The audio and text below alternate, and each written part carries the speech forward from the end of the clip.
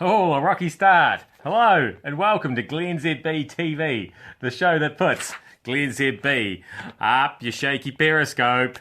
There we go. What a great beginning to the show. Don't worry, it's me, it's not you. I'm bringing New Zealand to the world, and the world here to the Shaky Isles in New Zealand. Famous for earthquakes and volcanoes. And poorly manufactured tripods. No guarantee that that was actually made here in New Zealand, of course. But anyway, I am, and I bought it, and it's mine. I take full responsibility. Who's in charge? Not of this Periscope show, but of places in America. Because I spent a lot of time this morning, occupational habit, watching the aftermath of the Orlando shooting. And then there were a lot of people who seemed to know bits of what was happening. I saw the mayor come on, and I thought, oh, he's in charge. And then the governor came on, and he sort of sounded like he was in charge. And then there was a senator, and then there was another senator. I wasn't quite sure which one of them was supposed to be in charge. And then there was another mayor of a bigger bit that was a smaller bit of. It's very confusing. And there's a sheriff. There was a sheriff. There was a police chief. There's a lot of people in charge. People criticise New Zealand for having a lot of local body government that perhaps they don't need. But and then a guy called Obama. He had a few words as well. With all those people in charge, I'm sure something will be done and they'll have it all sorted and it'll never happen again. Yeah, so one of the people I mentioned there, Senator Marco Rubio, otherwise known to Donald Trump fans as Little Marco, except, and I haven't seen him, I haven't really paid any attention to what Marco Rubio has been doing since he dropped out of the race to be the Republican presidential candidate. And yet, because he's the senator for Florida, the Republican senator, he turned up today. That's him there on telly.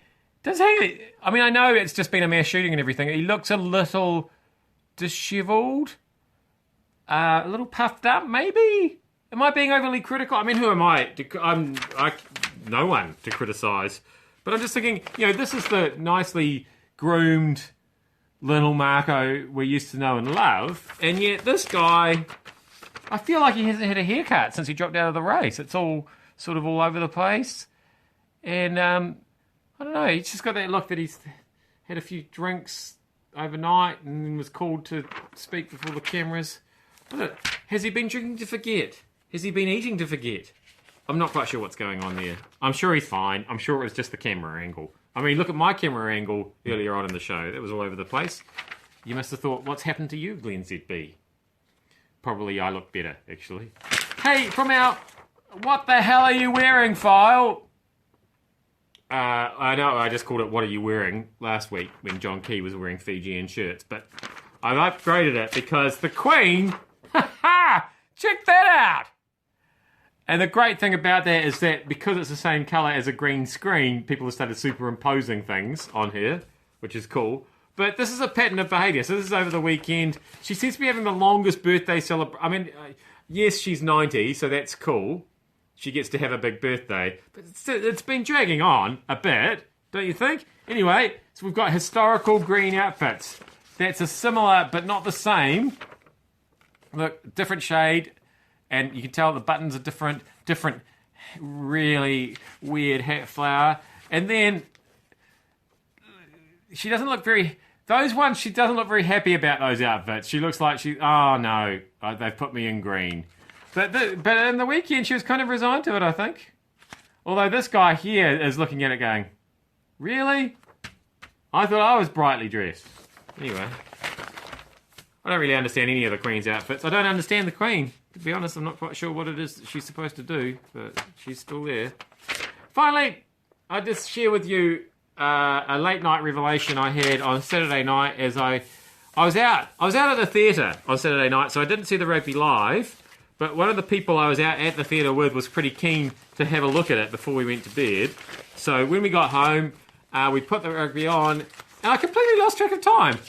And I think that was a good test of how entertaining the game was, because it was after 2 o'clock by the time I went to bed, which in itself, it's not a major problem. It was Saturday night and everything. But remember, during the week, my alarm goes off, and my friend reminded me of this the next day as we were commenting on how we were feeling a little tired. And that's only an hour before my alarm normally goes off during the week. 2 o'clock. Yeah, normally. So if you think that I'm looking a little Rubio this morning, that could be why. I don't think I got quite enough catch-up sleep in the weekend, and that's why this has all been a bit random. That's my excuse today. I'll see if I can come up with a different excuse for my randomness tomorrow. I'll see you then. Thank you so much for having me. Up your Periscope.